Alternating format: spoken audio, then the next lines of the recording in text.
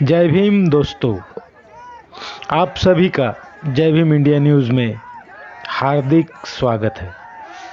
अभी हम हैं भीमा कोरेगांव, वही जगह जहां 1 जनवरी 1818 में पेशवा और अंग्रेज़ों के बीच में जंग हुई थी, जिसमें केवल 500 महार सैनिकों ने ब्राह्मण पेशवाओं के 28,000 सैनिकों को मार गिराया था।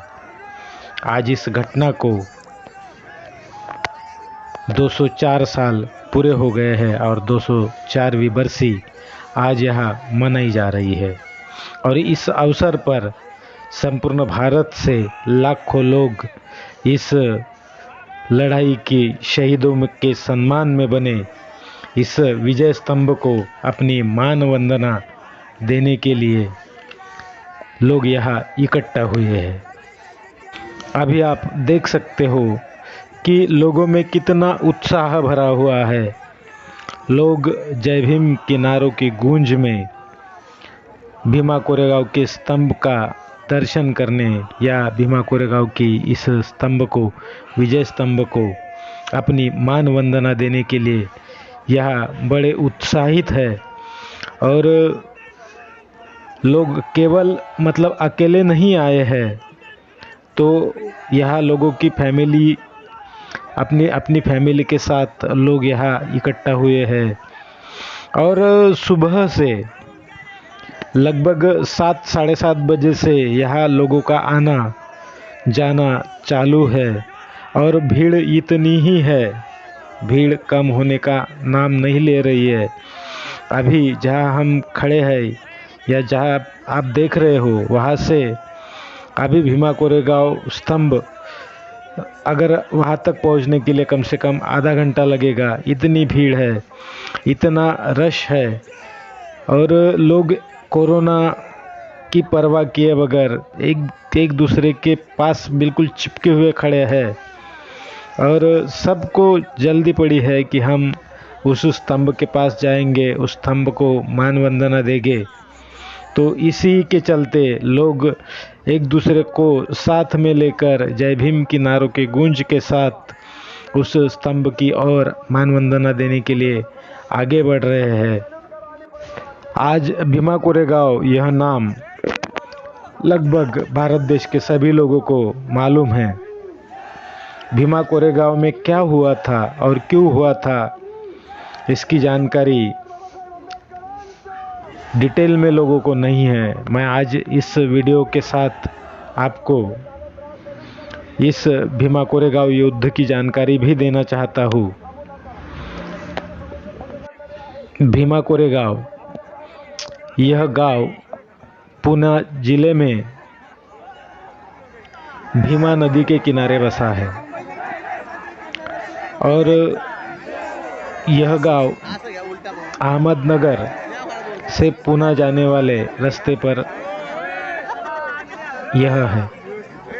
और जिस विजय स्तंभ को हम अभी देख रहे हैं, यह बिल्कुल रोड से सटा हुआ है और रास्ते पर से नज़र आता है। आपको मैं दिखाऊंगा भी, वो रास्ता भी दिखाऊंगा और वो वहाँ से ये स्तंभ कैसे नज़र आता है, यह भी आपको इस वीडियो के अंदर मैं दिखाऊंगा। तो सबसे पहली बात कि यह जो गांव है यह पूना जिला में है। भीमा कोरेगांव युद्ध की संक्षेप में जानकारी देने की कोशिश मैं इस वीडियो के माध्यम से करूंगा। आप सभी जानते हैं कि महाराष्ट्र के अंदर पेशवाओं का राज था और पेशवाओं ने दलितों पर कितने जुल्म, ज्यादती, अन्याय, अत्याचार ढाए हैं, ये आप सभी को पता है। दलितों के गले में मटका, कमर में झाड़ू इन लोगों ने लटकाया था और दलित इस स्थिति से उभरने की कोशिश में हर हाल में ऐसे जुल्मी शासन को बर्बाद करना चाहता था, उसको मिटाना चाहता था। और यह मौका दलितों को अंग्रेज़ों के माध्यम से मिला। जब अंग्रेज़ पूरे भारत पर कब्जे के लिए तड़प रहे थे, यहाँ के एक एक राजा को, एक एक शासन को ख़त्म कर संपूर्ण भारत पर अपना अमल, अपना अपना राजपाट थोपना चाहते थे, ऐसे वक्त में अंग्रेज़ों ने दलितों की अवस्था को पहचाना, उनके शौर्य को, उनकी वीरता को जाना और दलितों के माध्यम से दलितों को अपनी सेना में भर्ती कर यह मौका उनको दिया और दलितों ने भी इस मौके को पूरे अच्छी तरह भुनाकर अपनी सारी भड़ास इस युद्ध में निकाल दी। इनकी वीरता अगर देखें तो केवल 500 सैनिकों ने 28,000 पेशवाओं की सेना को नेस्तनाबूद कर डाला था।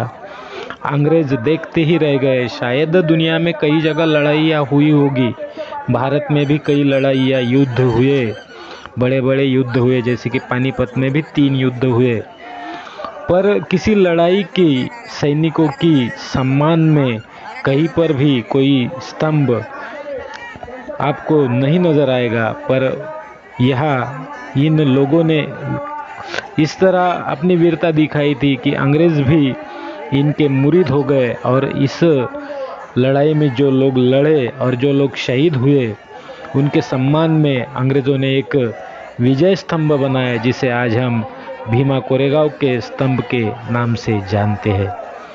और यह स्तंभ आज के दलितों को बड़ा ही प्रेरणादायी है। अभी हाल में ही यहाँ लोगों का आना बहुत बढ़ गया है।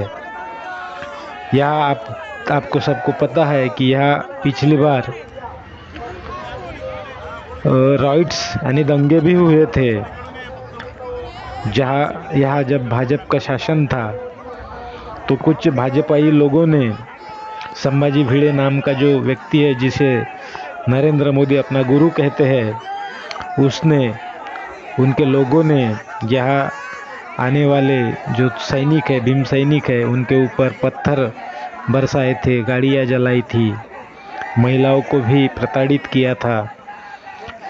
लेकिन उसके बावजूद भी यहाँ आने का लोगों का जो तांता है वो अभी थम नहीं रहा, बल्कि बढ़ रहा है।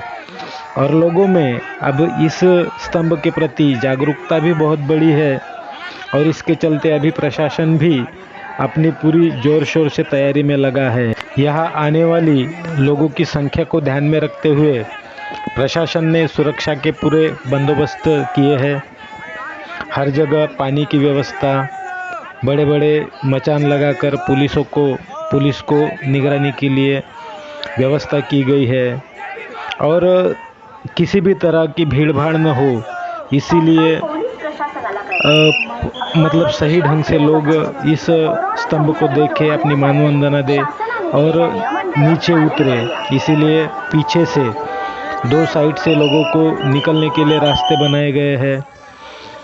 और ये वो नज़ारा है रास्ते पर से, रोड पर से, जहाँ से ये स्तंभ नज़र आता है। अभी हम नगर हाईवे पर, नगर पुना रोड पर खड़े हैं और यहाँ से ये स्तंभ इस तरह नज़र आता है। आप देख लीजिए, अभी मैं रोड पर खड़ा हूँ और वहाँ से मैं ये शॉट लिया हूँ और देखिए कितना खूबसूरत नज़र आ रहा है। ये पुलिस लोग हैं जो बंदोबस्त के लिए यहाँ तैनात है और ये उतरने की व्यवस्था की गई है। ये पीछे की साइड है स्तंभ की और 2 साइड से इस तरह व्यवस्था कर दी गई है कि लोगों की कोई भीड़-भाड़ न हो। ये पीछे से लोग बाहर निकल रहे हैं और सामने से अंदर आ रहे हैं। ये पीछे से 2 साइड से भीमा कोरेगांव के स्तंभ को वंदना देने के बाद आप बाहर निकल सकते हो।